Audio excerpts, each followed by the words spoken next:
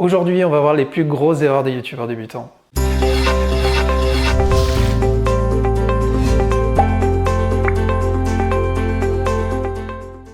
êtes nombreux à faire des erreurs qui sont très récurrentes en tant que débutant sur YouTube. J'ai pu le voir dans les différentes analyses de chaîne que j'ai fait, mais aussi dans mes coachings. Et on va voir tout ça ensemble aujourd'hui. Alors la première chose, c'est vous victimiser. J'entends combien dire « Ah ben YouTube m'en veut, YouTube bug, ça fonctionne pas, pourquoi ça fonctionne pour lui et pas pour moi, mes vidéos sont mieux ». Voilà ce qui revient souvent. Beaucoup se victimisent d'entrée de jeu. On pense que juste mettre du contenu sur YouTube comme ça, du contenu qui leur plaît, va permettre d'avoir une audience. Bah non. Ça se passe pas comme ça. YouTube, c'est une aventure sur le long terme. Vous devez systématiquement vous remettre en question pour toujours faire performer vos contenus. Le problème ne vient jamais de YouTube. S'il y a un souci au niveau de vos statistiques, au niveau de votre évolution, même des chutes de trafic, c'est que vous devez reconsidérer clairement votre contenu et ne pas mettre ça sur le dos de YouTube. L'algorithme YouTube, il veut qu'une chose, c'est satisfaire son audience et la faire grandir. Il n'est pas là pour mettre des coups de matraque aux différents youtubeurs, il cherche à donner le contenu le plus exhaustif et pertinent possible. Donc remettez-vous en question sur vos contenus, répondez à un vrai besoin. Avoir un mauvais son, c'est la pire des choses que vous pouvez faire d'un point de vue technique et pourtant c'est simple pour y remédier. Certains misent tout sur l'image, super caméra, 4K, et ne mettent même pas de micro, ou alors un micro embarqué sur leur caméra. Qu'est-ce qui se passe quand ça parle? Ça résonne. Donc là je suis en train de parler sans micro, je vous laisse voir la différence, comment ça peut résonner, comment il faut tendre l'oreille, comment c'est désagréable. Et voilà, là si je réactive mon micro, vous voyez bien la différence, c'est tout de suite plus agréable. Il existe plein de solutions. Ici j'ai mon IC-DTX. Il vaut mieux avoir une vidéo avec une image de pas très bonne qualité mais un excellent son, plutôt que d'avoir une magnifique image 4K et un mauvais son. Autre erreur, le rythme.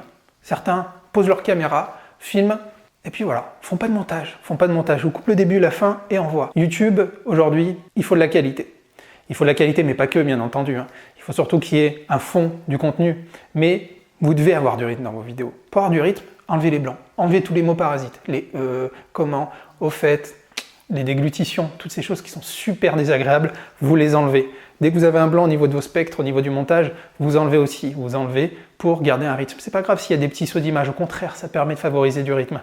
Mais gardez ce rythme-là, c'est super important. Il y a plein de choses qui permettent de favoriser le rythme, mais il y a entre autres les ruptures de pattern. Les pattern interrupt. Les ruptures pattern, c'est quelque chose qui fait que, hop, à l'écran, tout de suite, il va se passer quelque chose, une transition, un saut d'image, un changement de couleur, une image totalement pas appropriée, des choses qui sont un peu insolites, qui permettent de ramener l'attention de votre audience sur votre vidéo. Parce qu'on lâche vite sur une vidéo. Vous êtes peut-être beaucoup encore à regarder ma vidéo, mais vous écoutez pas ce que je dis. Alors que maintenant, voilà, je réinitialise tout ça et vous êtes beaucoup plus à m'écouter. Je vous recommande d'essayer. Autre chose, se tromper d'objectif. Et ça m'a marqué, c'est que vous êtes nombreux, ça m'a surpris, vraiment. Quand je vous demande quel est votre objectif avec votre chaîne YouTube, beaucoup me disent je vais être connu, je vais être célèbre, je veux du succès, je veux des abonnés. Voilà. YouTube, c'est pas ça. Enfin, votre projet, fondamentalement, vous êtes censé répondre à un besoin. Le succès, c'est une conséquence, c'est pas un but. Jamais. C'est toujours une conséquence, mais pas un but. Donc définissez vos objectifs. Dans un an, vous voulez être où? Quel est votre objectif? À quel besoin vous voulez répondre? Voilà, remettez les choses en place, c'est très important. Si vous êtes égocentré une fois de plus sur le vous, ça ne fonctionnera pas. De répondre à aucun besoin. Certains se disent je lance sur YouTube parce que je veux être sur YouTube, je veux des abonnés. Ils allument leur caméra, ils parlent de leur vie de tous les jours, ils font du vlog, ils font tout et n'importe quoi, ils répondent à aucun besoin. Et après ils viennent se plaindre en disant ça marche pas, j'ai personne sur ma vidéo, pourquoi les autres, et toi tu as des vues sur tes vidéos? Donc la première chose que je leur demande, systématiquement, à quel besoin réponds-tu? À quel besoin réponds-tu? Et la plupart sont égocentrés, ils me répondent qu'en fait, ils veulent tout simplement avoir de la visibilité, ils veulent avoir une place sur YouTube, ils ont des choses à dire et que voilà, ils ont envie de parler. Moi. À chaque fois, ça revient sur eux. Bah, YouTube, ça fonctionne pas comme ça. Vous devez répondre à un besoin. Vous devez isoler justement des problématiques, avoir une compétence, une autorité pour pouvoir en parler, et savoir où sont les besoins. Quand vous isolez un besoin, après, bon, je ne vais pas rentrer dans le technique, j'en parle dans ma formation gratuite, les 21 techniques pour performer sur YouTube, mais vous ne pouvez pas non plus aussi taper dans n'importe quel type de besoin.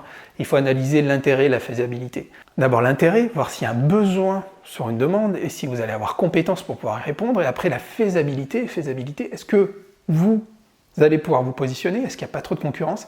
Et si oui, voilà, on ajuste les mots-clés, la thématique pour micro-nicher votre requête. Mais s'il vous plaît, répondez à un besoin, analysez ce qui se passe. Sinon, votre chaîne ne décollera jamais. Il faut qu'on sorte de cette forme d'égocentrisme. Moi, le premier, je l'ai fait, vous le savez, au début avec ma chaîne, je voulais vendre des tableaux. Et bien entendu, ça n'a pas du tout fonctionné. Je cherchais à répondre à aucun besoin à part le mien. Trop de thématiques, je l'ai vu souvent chez vous aussi. Autre problème récurrent, vous avez une chaîne YouTube, plutôt que de parler uniquement d'une thématique, le cyclisme, voilà, si vous faites du vélo et que vous voulez faire une chaîne sur le cyclisme, certains vont parler de vélo, vont montrer leur balade, vont montrer des recettes de cuisine, vont en fait montrer tout leur quotidien et vont absolument tout mélanger. Je ne peux pas parler de cyclisme, de bricolage, Bien sûr, vous avez sûrement plusieurs compétences. Faites plusieurs chaînes YouTube si c'est le cas.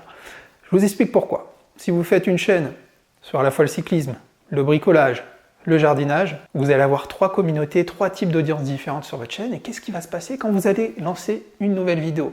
Par exemple, sur le bricolage, sur comment faire des étagères. Bien sûr, vous allez intéresser un tiers de votre audience. Mais les 2 autres tiers, ceux qui viennent pour le jardinage ou pour le cyclisme, ils ne vont pas cliquer sur votre vidéo. Le taux de clic sur vos miniatures va tomber, va clairement chuter. C'est un très mauvais signal pour YouTube et il ne va jamais pousser vos vidéos. Et vous n'allez jamais pouvoir décoller. Vous ne serez jamais suggéré par YouTube. Votre chaîne ne pourra pas organiquement prendre de l'attraction. Diffuser une vidéo par jour. Aïe aïe aïe. Cette idée reçue. Vous êtes nombreux à penser que qu'en lançant une chaîne YouTube aujourd'hui, en diffusant une vidéo par jour, vous allez clairement proposer du contenu plus vite, avoir plus de visibilité, mécaniquement, avoir une croissance plus rapide. Ça ne fonctionne pas du tout comme ça. Vous avez conscience qu'aujourd'hui, YouTube, c'est 31 millions de chaînes YouTube. Et l'algorithme doit faire un tri naturel. Il ne peut pas se permettre, chez un nouveau, de le pousser et de le mettre tout de suite sur un podium et d'arriver en tête de liste avec ceux qui sont là depuis peut-être près de 10 ans pour une même thématique. Il doit faire un tri. Donc bien sûr, ça dépend d'énormément de critères, mais faire une vidéo par jour, c'est destructeur pour une audience. Pour plusieurs raisons. La première, au bout d'un moment, vous n'aurez plus d'idées. Vous allez vous essouffler, vous n'aurez plus d'idées. Vous aurez moins d'énergie à donner parce que faire une vidéo par jour en répondant à un besoin, une vidéo de qualité, c'est très dur. Deuxième chose, votre audience va être fatiguée d'avoir une vidéo par jour. Il ne faut pas croire qu'une audience, elle est toujours sur vous. Un public sur YouTube est abonné à plein de chaînes différentes. Il va regarder peut-être 5, 10, 20, 30, 50, 100, voire même beaucoup plus. Si tous les jours dans son flux, il voit une de vos vidéos, au bout d'un moment, il va être beaucoup plus exigeant et il ne va pas cliquer sur chacune de vos miniatures. Une fois de plus, votre taux de clic, il s'effondre par rapport aux impressions et du coup, YouTube va avoir tendance à recommander de moins en moins vos vidéos.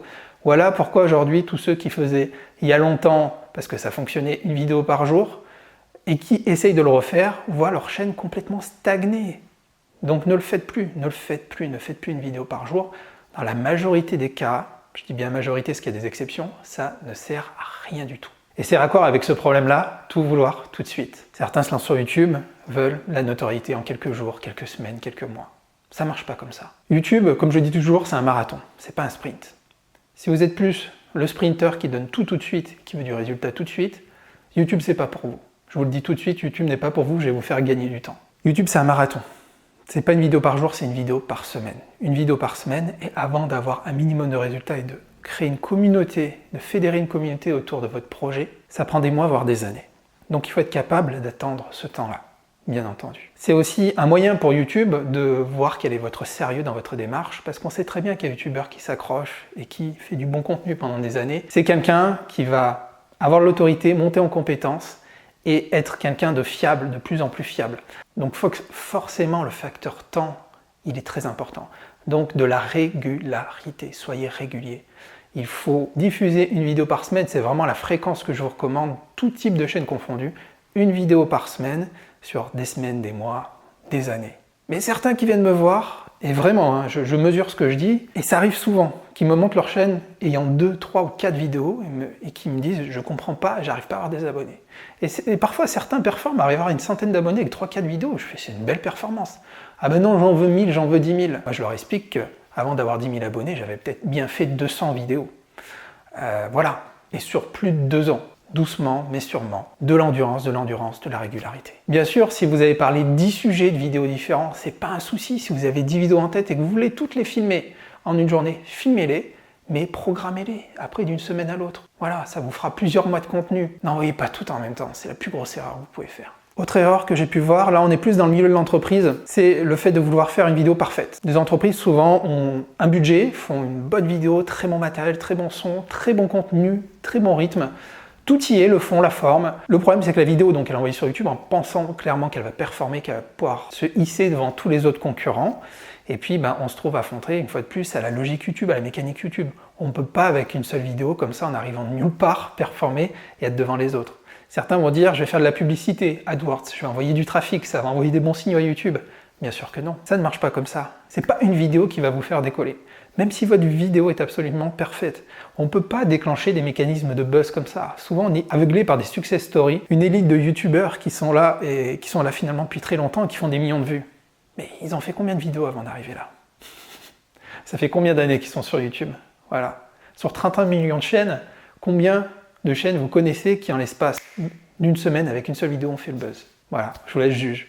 Donc ne misez pas trop sur la qualité d'entrée de jeu. Bien sûr, il en faut, mais si tout est exceptionnel dès le début, à part vous et vos collègues de travail, personne ne va voir votre vidéo. Absolument personne. Envisagez plutôt sur un plus petit budget, mais étalé sur le long terme, sur un nombre de vidéos défini qui va être diffusé régulièrement pour commencer à créer de l'attraction et fédérer une audience, plutôt que tout envoyer d'un coup et attendre que les choses se passent. D'un point de vue technique, les miniatures et les titres. Les miniatures, je me répète, mais c'est la porte d'entrée, c'est la première chose qu'une audience va pouvoir voir. C'est vraiment elle qui va faire votre communication, votre marketing. Sur YouTube, je vous l'ai dit, il y a beaucoup de contenu. Votre miniature doit être parfaite, elle doit être clickbait. Je vous en ai parlé dans la vidéo, donc je vous ai cité tout à l'heure, je vous remets le lien ici, mais une miniature, il y a plein de façons d'interpeller les utilisateurs. Mais elle doit surtout être clickbait et susciter de la curiosité. Votre audience, il faut qu'elle ait envie de cliquer. Il faut qu'elle se dise qu'est-ce qu'il y a derrière cette miniature. Cette envie de cliquer, il faut qu'elle devienne absolument irrésistible. C'est ce qui fera monter votre taux de clic et c'est un des meilleurs signaux pour YouTube. Après, bien entendu, il faut que le contenu de la vidéo soit corrélé avec cette miniature, sinon vous pouvez créer l'effet inverse. Au niveau du watch time, votre watch time peut totalement s'effondrer. Mais du moment où vous avez une bonne miniature, un bon titre qui a été pensé SEO, intérêt faisabilité, que tout fonctionne, que tout est OK, que vous avez un minimum de recul, un minimum de notoriété, bien entendu le contenu de la vidéo est corrélé à tout ça, que vous avez un bon watch time, un bon taux de clic, le reste suivra. Si vous êtes d'accord avec moi, le petit pouce levé, il y a encore plein d'erreurs qu'on aurait pu aborder, mais je voulais pas que la vidéo soit trop longue. Je tiens à insister que ces erreurs dont je vous ai citées aujourd'hui, c'est vraiment les plus récurrentes et c'est celles qui freinent le plus le développement de votre chaîne. Et pourtant, si vous m'avez écouté, c'est pas si complexe à corriger. Il faut juste en avoir conscience. Donc dès aujourd'hui, adaptez vos contenus. Maintenant que je vous en ai parlé, dites-moi quelle est votre plus grosse erreur en commentaire. Je suis curieux de voir ça. Si ce type de vidéo vous plaît, abonnez-vous et activez bien la petite cloche. Plein de nouveaux contenus vont arriver sur comment performer sur YouTube d'une façon globale. Voilà, moi je m'appelle Anthony Chambaud, je suis youtubeur pro, je vis de mon activité. J'ai une chaîne principale qui fait plusieurs dizaines de milliers d'abonnés. Et je partage tout simplement avec vous mon retour d'expérience qui a fonctionné ou pas pour moi sur ma chaîne YouTube. Je vous remercie d'être resté jusque là, je vous dis à très bientôt pour une autre vidéo.